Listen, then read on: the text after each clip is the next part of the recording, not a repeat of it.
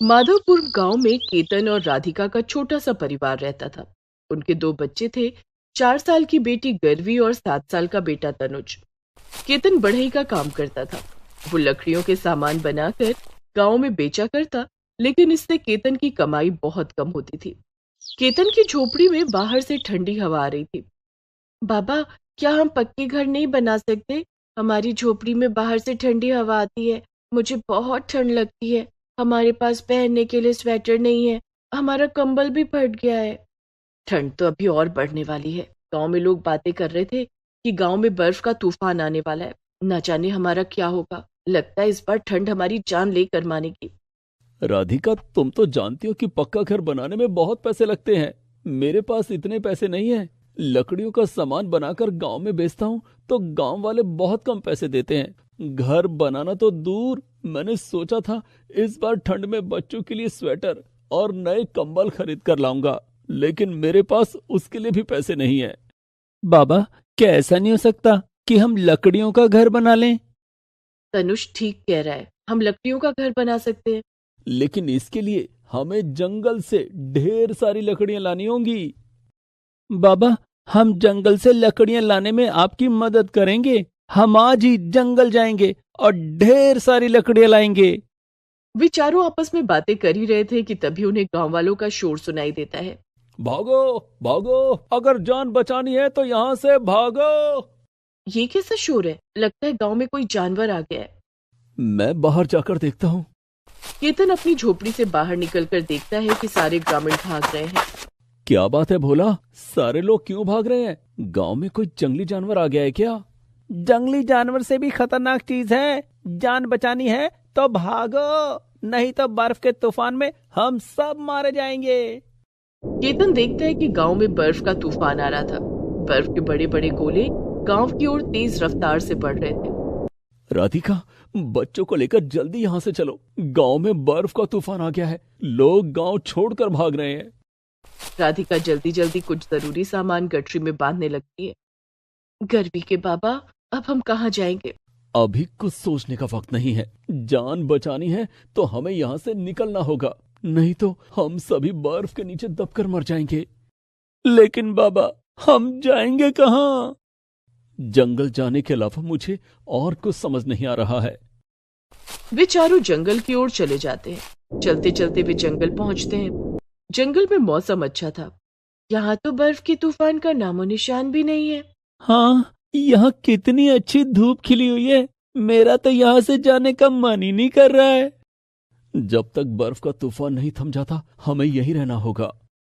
वे चारों एक पेड़ के नीचे चादर बिछाकर आराम करने लगते हैं। सुबह से शाम हो जाती है। ठंड बढ़ जाती है। जंगली जानवरों की डरावनी आवाजें उनके दिलों में खौफ पैदा करने लगती हैं। बाबा, ये तो शेर की आवाज है। मुझे बहुत डर लग रहा है। अगर शेर यहाँ आ गया तो हम सबको खा जाएगा। अगर हम ठंड से बच गए तो जंगली जानवर हमें जरूर मार डालेंगे। घबराओ मत बच्चों, हमें कुछ नहीं होगा। जंगली जानवरों से बचने के लिए हमें पेड़ पर चढ़ना होगा। वे चारों एक पेड़ पर चढ़ जाते हैं। सारी रात वे चारों पेड़ पर बैठकर गुजार देते हैं। रात भर पेड़ पर बैठने के कारण उन्हें बहुत ठंड लगती है। जब सुबह होती है तो वे नीचे आते हैं। रात भर जागने के कारण वे चारों बहुत थके हुए थे। ठंड की वजह से दोनों बच्चों की तबीयत बिगड़ जाती है। बच्चे सारी रात सो नहीं पाए हैं। इन्हें ठंड भी लग गई है। हम इस तरह से कब तक यहाँ रहेंगे? पेड़ के नीचे चादर बिछाकर तुम बच्चों को लेकर आराम करो। मैं गांव जाकर देखता हूँ। तूफान थम गया होगा तो हम गांव वापस चलेंगे। ठीक है। राधिका पेड़ के नीचे खाना बनाती है। चारों खाना खाते हैं, जिसके बाद केतन गांव चला जाता है। राधिका बच्चों को काढ़ा बनाकर पिलाती है। गर्वी, तनुज, ये लो काढ़ा पी लो। इससे तुम दोनों की तबीयत ठीक हो जाएगी। हमारी किस्मत अच्छी रही तो हम गांव वापस चलेंगे। ठीक है माँ। दोनों बच्चे काढ़ा पीकर पेड़ के नीचे सो जाते हैं। राधिका भी पेड़ के नीचे आराम करने लगती है। केतन गांव जाकर देखता है कि वहां बर्फ की बारिश हो रही थी। गांव में कोई नहीं था। सारे ग्रामीण गांव छोड़कर जा चुके थे। केतन जंगल वापस आ जाता है। गर्वी के बाबा, क्या हम गांव वापस जा सकते हैं? नहीं राधिका, गांव में बर्फ की बारिश हो रही है। वहां कोई भी नहीं है। अब हम क्या करेंगे बाबा? हम कहाँ रहेंगे? दिन किसी तरह से गुजर गया, लेकिन रात होते ही जंगली जानवरों का डर सताता रहता है। अगर हम गांव में सुरक्षित नहीं है तो यहाँ भी हमारी जान को खतरा है। बाबा, हम पेड़ पर घर बना सकते हैं क्या? तनुज एक विशाल पेड़ की तरफ इशारा करके कहता है। वो देखिए, वो पेड़ कितना बड़ा है, उसकी डालियां कितनी मजबूत हैं। हम उस पेड़ पर अपना घर बना सकते हैं। हाँ तनुज, तुम ठीक कह रहे हो, हम उस पेड़ पर अपना घर बना सकते हैं। केतन उसी समय लकड़ियां इकट्ठी करने लगता है। राधिका, गर्वी और तनुज भी उसकी मदद करते हैं। लकड़ियां इकट्ठा करने के बाद केतन पेड़ पर लकड़ी का घर बनाने लगता है। 2 दिन की कड़ी मेहनत के बाद केतन पेड़ पर घर बना लेता है। अरे वाह, पेड़ पर हमारा घर बन गया है। अब हमें जंगली जानवरों का कोई डर नहीं। वे चारों पेड़ पर बने घर में रात बिताते हैं। दूसरे दिन सुबह जब वो चारों जागते हैं। बाबा, पेड़ घर अंदर से बहुत गर्म है, मुझे रात में ठंड भी नहीं लगी। हाँ बाबा, मुझे भी ठंड नहीं लगी। इसका मतलब मेरी मेहनत सफल हो गई। और हमें आशियाना भी मिल गया। वो चारों बातें कर ही रहे थे कि तभी देखते हैं कि नीचे कुछ लोग आपस में बातें कर रहे थे। ये तो हमारे गांव के लोग हैं, ये यहाँ क्या कर रहे हैं? केतन ने उन लोगों को आवाज लगाई। अरे चंदू चाचा, भोला, गोलू, तुम सब यहाँ क्या कर रहे हो? केतन, तू, ये तेरा घर है क्या? हाँ चाचा, ये मेरा घर है। गांव में बर्फ का तूफान आने के बाद हम लोग जंगल आ गए और पेड़ पर घर बना लिया। लेकिन आप लोग इतने दिन कहाँ थे? सारी बातें यहीं कर लेगा, हमें अपने घर नहीं बुलाएगा क्या? कैसी बात कर रहे हो चाचा, ऊपर आ जाओ। सीढ़ी पर चढ़कर ग्रामीण घर में आ जाते हैं। अब बताओ चाचा, आप सब इतने दिन कहाँ थे? गांव में बर्फ का तूफान आने के बाद हम लोग पड़ोस के गांव में चले गए। हम तंबू लगाकर वहां रह रहे थे, लेकिन कुछ दिन बाद बर्फ का तूफान वहां भी आ गया। पड़ोस का गांव भी बर्फ से ढक गया। तूफान के कारण हमारे तंबू उखड़ गए, जिसके बाद हम वहां से जान बचाकर भागे। हमारे पास जंगल आने के अलावा और कोई रास्ता नहीं था। बाकी ग्रामीण भी आते ही होंगे। केतन, तूने तो पेड़ पर घर बनाकर अपना और अपने परिवार की जान बचा ली, लेकिन हम कहाँ जाएं? हमारा तो कहीं रहने का ठिकाना नहीं है। ठंड के मौसम में हम कहीं खुली जगह पर भी नहीं रह सकते। हम सब ठंड से मारे जाएंगे। कैसी बात कर रहे हो भोला? मेरे होते हुए तुम लोगों को चिंता करने की जरूरत नहीं है। मैं तुम सब के लिए पेड़ पर घर बनाऊंगा। तुम सच कह रहे हो केतन? हाँ भोला, मैं बिल्कुल सच कह रहा हूँ।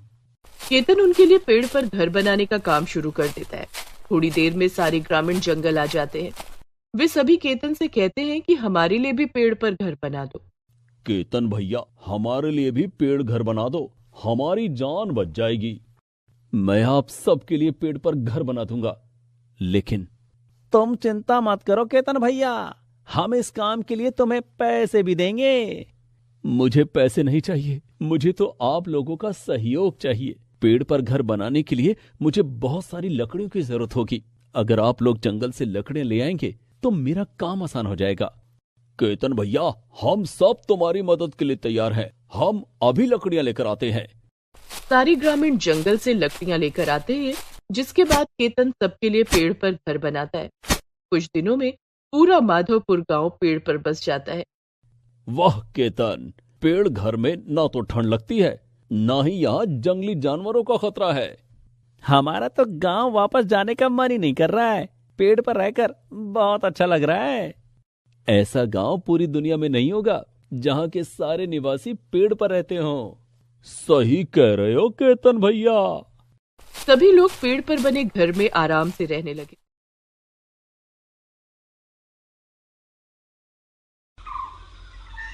सीमा, दीदी और जीजाजी के गुजर जाने के बाद रूबी और रचना का हमारे सिवा और कोई नहीं है। तुम दोनों बच्चियों का अच्छे से ख्याल रखना।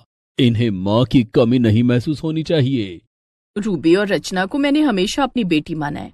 ये दोनों भले ही मेरी कोख से नहीं जन्मी हो, लेकिन ये मेरी ही बेटियां हैं। ऐसा लगता है इन दोनों बेटियों से मेरा पिछले जन्म का कोई नाता है। आप बिल्कुल चिंता मत कीजिए। रूबी और रचना को मैं माँ का प्यार दूंगी। इन्हें दीदी की याद कभी नहीं आने दूंगी। मुझे तुमसे यही उम्मीद थी। अब मैं चिंता मुक्त होकर अपने काम पर जा सकता हूँ। सतीश दोनों बेटियों को अपने पास बुलाता है। रूबी और रचना, मेरे पास आओ। जी मामा। रूबी बेटी, रचना बेटी, अपनी मामी का कहा मानना। समय पर खाना खा लेना और पढ़ाई करना। मैं ऑफिस जा रहा हूँ। ठीक है मामा जी। सतीश के ऑफिस जाने के बाद, मामी जी हमें खाना दे दो, खाना खाकर हम दोनों बहनें पढ़ने बैठ जाएंगे। खाना तो खत्म हो गया है। ऐसा करो तुम जल्दी जल्दी सब्जी काट दो, मैं सब्जी छौंक दूंगी, और रूबी तुम जल्दी जल्दी रोटियां बना लो। लेकिन मामी जी हमें खाना बनाना नहीं आता। क्या तुम्हारी माँ ने तुम दोनों को कुछ नहीं सिखाया? ओहो, चलो मैं तुम दोनों को खाना बनाना सिखाती हूँ। सीमा दोनों बेटियों को किचन में ले जाती है और उनसे काम करवाने लगती है। सब्जी काटते समय रचना की उंगली कट जाती है, उससे खून निकलने लगता है। आह, मेरी उंगली कट गई। मामी जी इसमें दवा लगा दीजिए। थोड़ी सी उंगली तो कटी है, ये बिना दवा के ही ठीक हो जाएगी। उंगली से ध्यान हटाकर सब्जी काट, नहीं तो खाने में देर हो जाएगी। रचना उंगली को पानी से धोकर सब्जी काटने लगती है। रूबी जैसे तैसे आड़ी टेढ़ी रोटियां बनाती है, जिसके बाद दोनों बहनों को खाना मिलता है। मामी जी एक रोटी और दे दो। 2 रोटियां तो तू निगल चुकी है, ज्यादा खाएगी तो नींद आ जाएगी, फिर घर के दूसरे काम कब करेगी? लेकिन मामा ने तो हमें पढ़ाई करने के लिए कहा है। ये मेरा घर है, तेरे मामा के जाने के बाद यहाँ मेरा राज चलता है। यहाँ वही होगा जो मैं कहूंगी। चल अब जल्दी से बर्तन धो, उसके बाद झाड़ू पोछा करना और कपड़े भी धोने हैं। दोनों बहनें काम पर लग जाओ। लेकिन मामी जी अभी कितनी ठंड पड़ रही है, हम दोनों ठंडे पानी से सारा काम कैसे करेंगे? हाँ, तो तुम क्या चाहती हो, ठंडे पानी से मैं काम करूं? मेरे हाथ खराब हो जाएंगे। चलो अब काम पर लगो, मैं अपने कमरे में जा रही हूँ। रचना और रूबी दोनों घर का काम करने लगती हैं। उफ, कितना ठंडा पानी है। माँ ने कभी हमें एक चम्मच तक नहीं धोने दिया। रचना, मामी जी ने तो रूप बदल लिया। काश हमारा अपना घर होता, हम अपने घर में अपने हिसाब से रहते। रूबी, हमारा अपना घर तो है जहाँ हम माँ बाबा के साथ रहते थे। क्यों ना हम अपने घर चलें? यहाँ मामी हमें चैन से नहीं रहने देंगी। ठीक है, चलो चलते हैं। दोनों बहनें देखती हैं कि सीमा अपने कमरे में सो रही थी। दोनों बहनें घर से भाग जाती हैं और ट्रेन में बैठकर अपने शहर पहुंच जाती हैं। वे दोनों अपने घर पहुंचती हैं, जहां वो देखती हैं कि उनके घर में कोई और रह रहा है। कौन हो तुम दोनों? मेरे घर में क्या कर रही हो? ये तो हम आपसे पूछने आए हैं, आप हमारे घर में क्या कर रहे हैं? ये मेरा घर है, मैंने इस घर को खरीदा है। लेकिन ये घर तो हमारा है, हमने इस घर को नहीं बेचा। मैंने सतीश से ये घर खरीदा है, पूरे 50 लाख रुपए दिए हैं। रजनी और रूबी समझ जाती हैं कि उनके मामा ने भी उनके साथ धोखा किया है। रचना, अब हम क्या करें? मामा ने तो हमारा घर बेच दिया है, अब हम कहाँ जाएंगे? पता नहीं रूबी, लेकिन अब हम मामा के घर नहीं जाएंगे। दोनों बहनें वहां से चली जाती हैं और चलते चलते रेलवे स्टेशन पहुंच जाती हैं। रात हो चुकी थी। रचना, मुझे बहुत भूख लगी है। मुझे भी भूख लगी है, लेकिन हमारे पास खाने के लिए कुछ नहीं है। तभी ट्रेन आ जाती है और दोनों बहनें ट्रेन में भीख मांगने लगती हैं। बाबूजी कुछ पैसे दे दो, हमने सुबह से कुछ नहीं खाया। साहब कुछ मदद कर दो, हम अनाथ हैं, हमारा इस दुनिया में कोई नहीं है। दोनों मासूम बच्चियों को भीख मांगता देख लोग उन्हें पैसे दे देते हैं। दोनों बहनों के पास 100 रुपए इकट्ठे हो जाते हैं। दोनों अगले स्टेशन पर रुककर खाना खाती हैं। उनके सामने एक कुत्ता खड़ा था जो दोनों को खाते हुए देख रहा था। लगता है तू भी हमारी तरह भूखा है, ले रोटी खा ले। रचना कुत्ते को एक रोटी दे देती है, वो भी उनके साथ खाना खाने लगता है। खाना खाकर दोनों प्लेटफॉर्म पर ही सोने लगती हैं, लेकिन रात गहराते ही ठंड बढ़ने लगती है। रचना, मुझे बहुत ठंड लग रही है, न तो हमारे पास बिछाने के लिए चादर है और न ओढ़ने के लिए। रूबी, अभी किसी तरह सोने की कोशिश कर, कल सुबह चादर का इंतजाम करेंगे। लेकिन ठंड के मारे दोनों में से किसी को नींद नहीं आ रही थी। दूसरे दिन सुबह दोनों फिर से ट्रेन में भीख मांगने लगती हैं। वे भीख मांगकर गुजारा करने लगती हैं, लेकिन प्लेटफॉर्म पर भी उन्हें ज्यादा दिन सोने को नहीं मिलता है। दूसरी रात जब वे दोनों प्लेटफॉर्म पर सो रही थी, तब एक पुलिस वाला उन्हें डंडे मारकर जगाता है। कौन हो तुम दोनों? तुम दोनों ने प्लेटफॉर्म को अपना घर समझ लिया है, चलो भागो यहाँ से। रूबी और रचना वहां से जाने लगती हैं। वो कुत्ता भी उनके साथ साथ चलता है। रूबी रोने लगती है। रचना, अब क्या करें, अब कहाँ जाएंगे? तभी वो कुत्ता रूबी के कपड़े अपने दांतों से खींचने लगता है। हमारे पास पहनने के लिए पहले ही गर्म कपड़े नहीं है, अब ये कुत्ता मेरे कपड़े फाड़ना चाहता है। शायद ये हमें कुछ दिखाना चाहता है। दोनों बहनें कुत्ते के पीछे पीछे चलने लगती हैं। स्टेशन से कुछ दूर चलने के बाद वो कुत्ता रुक जाता है। वहां पर एक पुरानी ट्रेन खड़ी थी जो शायद बहुत समय से वहीं पर थी। रूबी, ये तो ट्रेन के डिब्बे हैं। ऐसा लगता है ये डिब्बे अब किसी काम के नहीं हैं। रचना, इस दुनिया में ऐसी कोई चीज नहीं जो किसी काम की ना हो। हम इस ट्रेन में अपना घर बनाएंगे, यहाँ हमें ठंड भी नहीं लगेगी। इस कुत्ते की वजह से हमें ये नया घर मिला है। अब ये भी हमारे साथ हमारी ट्रेन घर में रहेगा। हाँ, आज से इसका नाम मोती होगा। दोनों बहनें मोती के साथ ट्रेन में सो जाती हैं। दूसरे दिन से वो दोनों ट्रेन में भीख मांगकर पैसे जोड़ने लगती हैं और उन पैसों से ट्रेन को घर की तरह सजाने लगती हैं। रचना, हमारा नया ट्रेन घर कितना सुंदर लग रहा है, बिल्कुल हमारे सपनों के महल जैसा। हाँ रूबी, लेकिन इस महल को ढूंढने और इसे तैयार करने में मोती का योगदान है। अब यही हमारा दोस्त, रिश्तेदार सब है। दोनों बहनें मोती को बहुत प्यार करती हैं। मोती भी उनके परिवार का सदस्य बन गया था। ट्रेन घर में वो दोनों कपकपाती ठंड में भी आराम से रह रही थी। कुछ दिन बीत जाने के बाद रेलवे के कुछ अधिकारी उस ट्रेन के डिब्बों को वहां से हटवाने के लिए आए, लेकिन वहां का नजारा देखकर वे हैरान रह गए। संयोग से रचना, रूबी और मोती तीनों ही वहां नहीं थे। यहाँ तो ट्रेन के पुराने डिब्बे थे। साहब, मुझे तो यही वही डब्बे लग रहे हैं। किसी ने इन डिब्बों को अपना घर बना लिया है। सरकार को ये बात बतानी होगी। साहब, जो भी हो, ये घर बहुत सुंदर लग रहा है। सही कह रहे हो राजू। जरा अपने मोबाइल फोन में इस ट्रेन घर की तस्वीरें ले लो। राजू ऐसा ही करता है और अपने मोबाइल फोन में रूबी और रचना के ट्रेन घर की तस्वीरें ले लेता है। दोनों वहां से चले जाते हैं। कुछ दिन के बाद वो अधिकारी वहां फिर आता है। उस दिन रूबी और रचना दोनों बहनें घर पर ही थीं। ये घर किसका है? अधिकारी को देखकर दोनों डर जाती हैं। साहब, ये ट्रेन घर हमारा है। साहब, हम अनाथ बहनें हैं। हमारा इस दुनिया में कोई नहीं है, न ही रहने का कोई ठिकाना है। हमें यहाँ से मत निकालना। डरो मत, सरकार ने तुम दोनों की कलाकारी और मेहनत को खूब सराहा है। तुम दोनों ने जिस तरह से कबाड़ को सजाकर रहने लायक बना दिया है, ये सरकार को बहुत पसंद आया है। सरकार ने तय किया है कि अब से जो भी नई ट्रेनें चलाई जाएंगी और जो ट्रेनें पुरानी हो गई हैं, उन्हें भी इसी तरह घर का रूप दिया जाए, जिससे यात्रियों को लगे कि वो घर से दूर नहीं है। और इस काम के लिए सरकार ने तुम दोनों बहनों को चुना है। हमें क्या करना होगा साहब? तुम्हें ऐसे सभी ट्रेनों को घर की तरह सजाना होगा। इसके लिए तुम दोनों को रेलवे की तरफ से अच्छे पैसे मिलेंगे और रहने के लिए एक घर भी मिलेगा। आप सच कह रहे हो साहब?